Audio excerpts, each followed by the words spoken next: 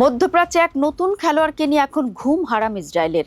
তাকে ভাবা হচ্ছে রিসেপ তাইয়েব এরদোয়ানের যোগ্য উত্তরসূরি। তিনি আর কেউ নন, তুরস্কের বর্তমান পররাষ্ট্রমন্ত্রী হাকান ফিদান। আঙ্কারার সাবেক গোয়েন্দা প্রধানের তীক্ষ্ণ নজর আর দূরদর্শী কূটনৈতিক চালের কারণে তাকে সবচেয়ে বড় বিপদ মনে করছে তেল আবিব। খোদ ইসরায়েলি গোয়েন্দাদের চোখেই তিনি এই মুহূর্তের সবচেয়ে বিপজ্জনক ব্যক্তি। কিন্তু কেন এক সময়ের পরম মিত্র তুরস্ক ও ইসরায়েল আজ যুদ্ধের মুখোমুখি দাঁড়িয়ে, আর কেনই বা হাকান ফিদানকে নিয়ে ইসরায়েলের এত ভয়, সে গল্পটাই জানা যাক। দর্শক, একসময় মধ্যপ্রাচ্যে তুরস্ক আর ইসরায়েলের সমীকরণ ছিল দারুণ। সামরিক আর কৌশলগত নানা বিষয়ে দুই দেশ কাঁধে কাঁধ মিলিয়ে চলত।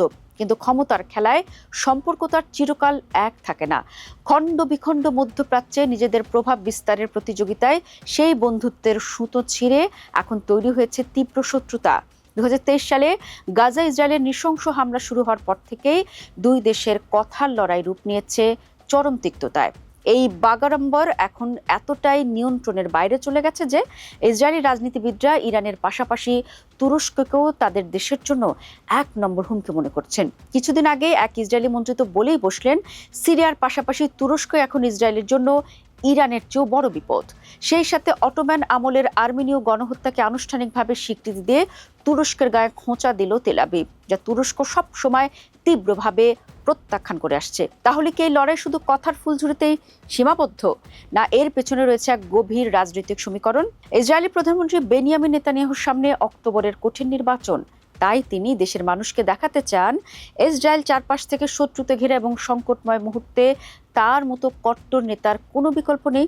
ওদিকে তুরস্কের এরদোয়ানের অবস্থাও কিন্তু খুব একটা স্বস্তিদায়ক নয়। দেশে 30% বেশি মূল্যস্ফীতি আর আকাশচুম্বী সুদের হার নিয়ে জনগণ ত্যক্ত বিরক্ত। 2028 সালের নির্বাচন এগিয়ে আনার ছক কষছেন তিনি। তাই জনগণের অসন্তোষ থেকে চোখ অন্যদিকে ঘোরাতে এরদোয়ানেরও একটা বাইরের শত্রু প্রয়োজন। গাজায় ইসরায়েলের বোমাবর্ষণকে গণহত্যা আখ্যা দেওয়া, কিংবা জেরুজালেমে তুর্কি নিয়ন্ত্রণে এলে স্বরাষ্ট্রমন্ত্রীর সেখানকার গভর্নর হওয়ার খায়েশ প্রকাশ, সবই যেন সেই ঘরোয়া রাজনীতিরই অংশ। তবে এই রাজনৈতিক নাটকের বাইরেও দুই দেশের একে অপরকে কোণঠাসা করার আসল ভয়টা অনেক গভীর। ইসরায়েলের মূল ভয় হলো সিরিয়ায় তুরস্কের বিশাল সামরিক উপস্থিতি এবং মিশর, পাকিস্তান ও সৌদি আরবের সঙ্গে তাদের গড়ে ওঠা শক্তিশালী প্রতিরক্ষা ফ্রন্ট। ইসরায়েলের এই ভয়ের মূল কারিগর হলেন হাকান ফিদান। তিনি শুধু পররাষ্ট্রমন্ত্রী নন, তিনি দীর্ঘ এক দশক তুরস্কের জাতীয় গোয়েন্দা সংস্থা MITর প্রধান ছিলেন। পুরো মধ্যপ্রাচ্যে তার তৈরি করা গোপন নেটওয়ার্ক এবং ইরানের সাথে তার সুসম্পর্কই এখন তেল আবিবের মাথা ব্যথার কারণ। ইসরায়েলরা মনে করে তাদের কোণঠাসা করার আসল মাস্টার মাইন্ড তিনি। অন্যদিকে তুরস্কের চোখের বালি হলো গাজা, লেবানন ও ইরানে ইসরায়েলের যুদ্ধ এবং তুরস্কের চিরশত্রু কুর্দি বিদ্রোহীদের প্রতি ইসরায়েলিদের গোপন মদদ। বিশেষ করে ইরানের বুকে ইসরায়েলের সাম্প্রতিক সামরিক তৎপরতা এরদোয়ান সরকারকে সবচেয়ে বেশি ভাবিয়ে তুলেছে। যুদ্ধ থামলেও ইরান আমেরিকা ইসরায়েলের নিশানার বাইরে নয়। ইরান যদি কখনো রাষ্ট্র হিসেবে ভেঙে পড়ে, তবে তুরস্কের সীমান্তে লাখ লাখ শরণার্থীর ঢল নামবে। ব্যবসা বাণিজ্য, তেল গ্যাস সরবরাহ পুরোপুরি বন্ধ হয়ে যাবে। ইসরায়েলকে মোকাবেলায় তুরস্ক এখন পাকিস্তান, মিশর ও সৌদি আরবকে নিয়ে এক নতুন আঞ্চলিক নিরাপত্তা জোট করার পেছনে দিন রাত কাজ করছে। এমনকি আমেরিকার সবচেয়ে কাছের বন্ধু হয়েও তুরস্ক নেটোর ভেতরে নিজের অবস্থান শক্ত রেখেছে এবং মার্কিন প্রেসিডেন্ট ট্রাম্পের যুদ্ধনীতিতে সায় না দিয়েও তার সাথে কূটনৈতিক ভারসাম্য বজায় রেখেছে। তবে আন্তর্জাতিক রাজনীতির দুনিয়ায় একটা চমৎকার খেলা আছে, যাকে বলে লোক দেখানো শত্রুতা, আড়ালে বন্ধুত্ব। মুখে দুই দেশ যতই যুদ্ধংদেহী ভাব দেখাক না কেন, কেউ কিন্তু একে অপরের সাথে সম্পর্কের সেতু পুরোপুরি ভেঙে ফেলেনি। দুই দেশের দূতাবাস এখনো সচল।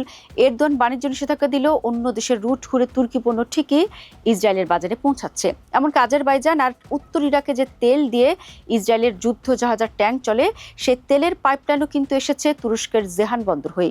আমেরিকার সবচেয়ে ঘনিষ্ঠ মিত্র ইসরায়েল আর নেটোর দ্বিতীয় বৃহত্তম সামরিক পরাশক্তি তুরস্ক, এই দুই দেশের মধ্যে সরাসরি যুদ্ধ লাগার বিষয়টি আপাত দৃষ্টিতে অসম্ভব মনে হতেই পারে। তবে হাকান ফিদানের মতো ঠান্ডা মাথার কুশলী খেলোয়াড়রা যখন খেলায় নামেন আর মধ্যপ্রাচ্যের সমীকরণ যখন প্রতিদিন বদলায়, তখন অসম্ভব বলে আসলে কিছুই থাকে না।